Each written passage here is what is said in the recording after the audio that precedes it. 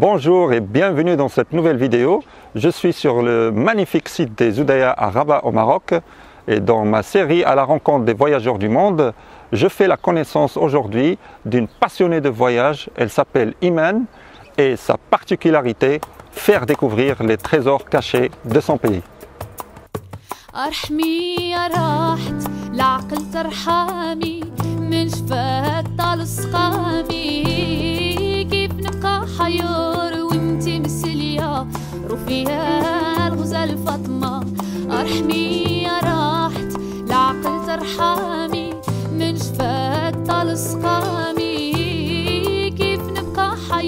Iman, bonjour.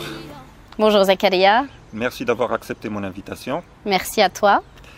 Avant de nous parler de tes expériences de voyage, est-ce que tu peux te présenter en quelques mots et nous raconter l'histoire de ce magnifique site des Oudaya?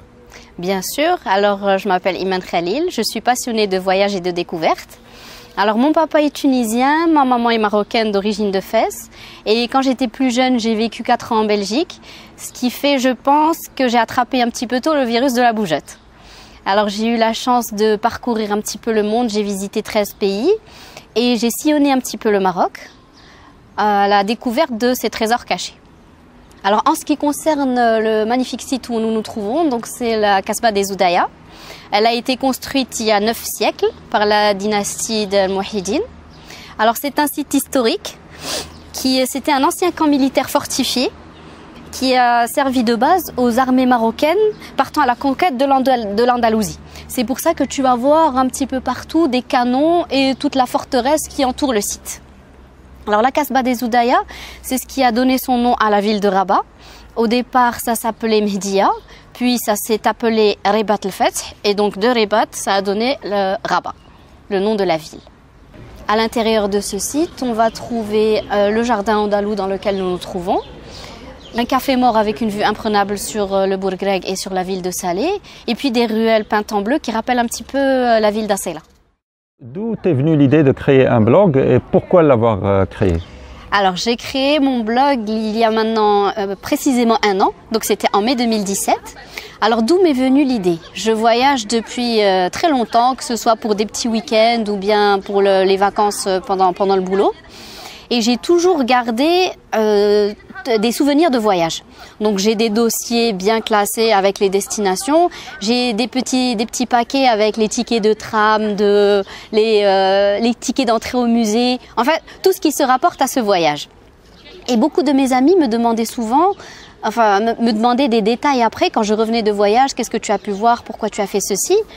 Et ça les intéressait, ces détails de voyage les intéressaient. Donc je me suis dit, pourquoi ne pas créer une page où je vais partager ces expériences de voyage et ces carnets de voyage et les partager avec un plus grand monde. Peut-être que ça peut être utile. Donc il y a 1 an, j'ai créé Iman Travel Stories. Donc là, il y a la page sur Facebook où je raconte un petit peu tout ce que je peux vivre en voyage au gré de mes aventures. Que ce soit où loger, des restos que j'ai essayés, que j'ai appréciés, quels sont les incontournables dans une ville, qu'est-ce qu'on peut faire comme activité dans un endroit. Donc c'est un petit peu l'idée de ce blog. La particularité, c'est que tout ce que je partage au niveau de ce blog, ce sont des expériences vécues. C'est-à-dire les hôtels, les auberges, les riads que je partage, ils ont été personnellement testés. Et je donne toujours mon avis que j'apprécie ou que je n'apprécie pas. Par rapport au resto, c'est la même chose. Ce sont juste les endroits, les cafés, les restaurants que j'ai testés personnellement. Donc c'est un gage d'authenticité, si tu veux, par rapport aux personnes qui suivent mes aventures. Si j'ai bien compris, tu n'as aucun lien de partenariat avec des agences ou autres pour promouvoir les endroits que tu visites?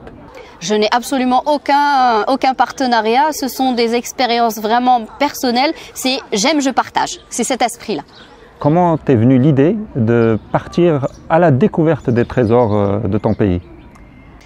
Alors en fait, c'est parti d'un constat, c'est que peu de personnes, de mon entourage et même moi-même au départ, on ne connaît pas bien ou peu le Maroc, alors qu'il y a tellement de choses à voir dans notre pays.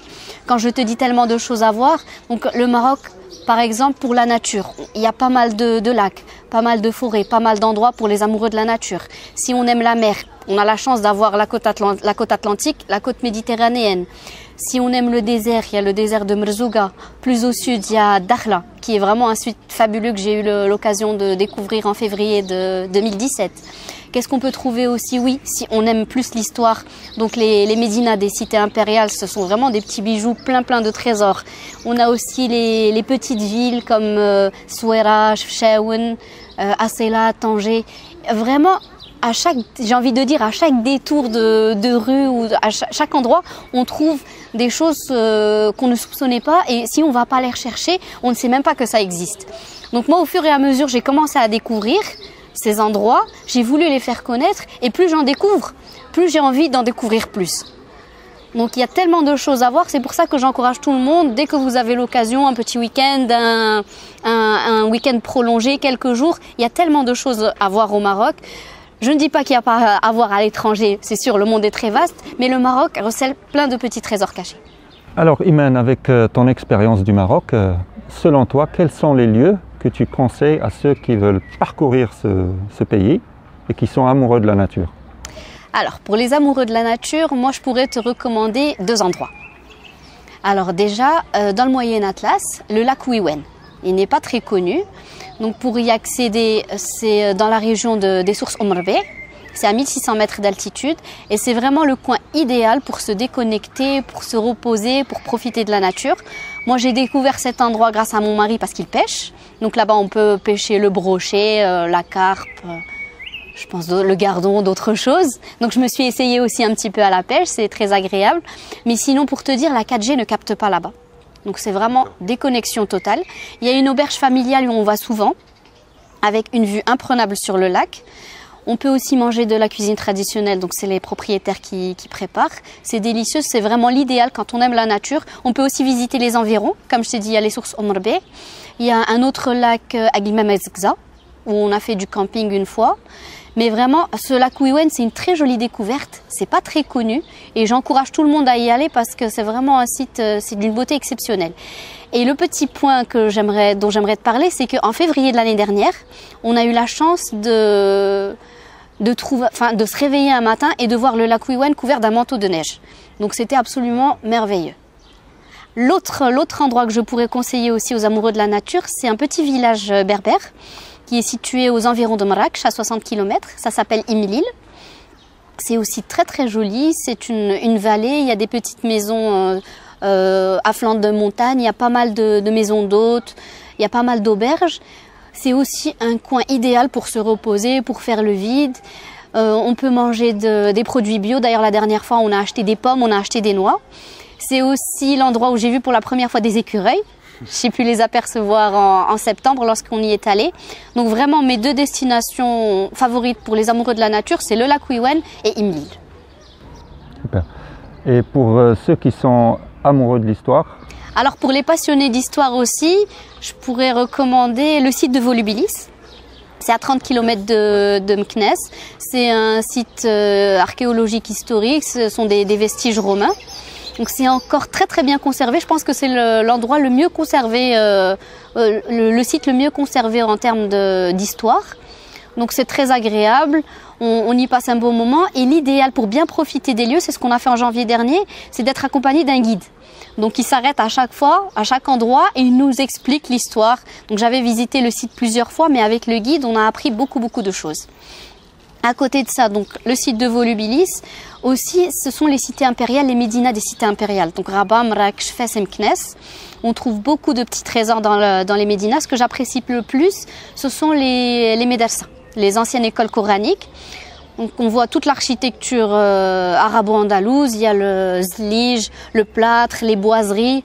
C'est vraiment très beau. Pour ceux qui aiment l'histoire, c'est magnifique.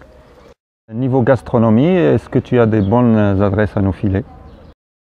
Est-ce que tu voudrais des adresses pour la cuisine marocaine ou bien pour la cuisine marocaine? Alors, ce que je pourrais te conseiller, à Casa, je pense que c'est très connu, le Skala. Ils font un très bon petit déjeuner avec le harsha, le bghrir, le msmen, le shfenj, c'est vraiment un délice. À Rabat, il y a Dar Naji aussi, qui n'est pas loin d'ici, avec une vue presque sur la Médina. À Marrakech aussi, j'ai pu tester un restaurant, ça s'appelle Le Jardin, c'est pas loin de la Madrasa Ben Youssef, qui fait aussi de la très bonne cuisine. Donc voilà, ça pour la cuisine traditionnelle. Et puis bien sûr, quand on est gourmand, qu'on aime bien les petits déj, on peut trouver un petit peu partout à Rabat, à Casa, Tanger, les petits déjeuners avec le ftour, avec le bel dolkhlé, avec tous les produits traditionnels. Est-ce que tu peux nous parler de tes projets à venir? Bien sûr, donc ils sont principalement axés autour du voyage. Donc déjà, il y a des destinations que j'aimerais découvrir, où je n'ai pas encore eu la chance d'aller, notamment en Asie. J'aimerais beaucoup découvrir Bali. C'est un projet vraiment qui me tient à cœur. Et puis par rapport au blog, je suis en train de réfléchir à comment faire un site web. Parce que sur la page Facebook, je partage mes photos, le récit de mes aventures, mais la recherche est un petit peu compliquée dans le sens où pour retrouver un ancien article, il faut faire défiler. Le site web, ça va faciliter la recherche et puis ça permet aussi un petit peu plus de liberté. Une dernière question, Iman, si tu permets, que je pose à toutes les personnes que je rencontre. Est-ce que tu peux nous parler de ton rêve? Est-ce qu'il y a un rêve que tu aimerais réaliser? Un rêve que j'aimerais réaliser? Alors dans l'idéal, ce serait de pouvoir travailler de ma passion. C'est-à-dire que le voyage soit en même temps mon activité, ma source de revenus et bien sûr ma source de bonheur. Très bien, ça me paraît un rêve largement accessible compte tenu des compétences que tu as dans ce domaine. C'est très gentil, merci beaucoup. Je te remercie Zakaria. Voilà, cette vidéo touche à sa fin. Je te remercie d'avoir répondu à toutes mes questions. Je te remercie pour cette belle promenade sur ce site magnifique des Oudaya. Merci et à bientôt pour de nouvelles aventures. Ciao.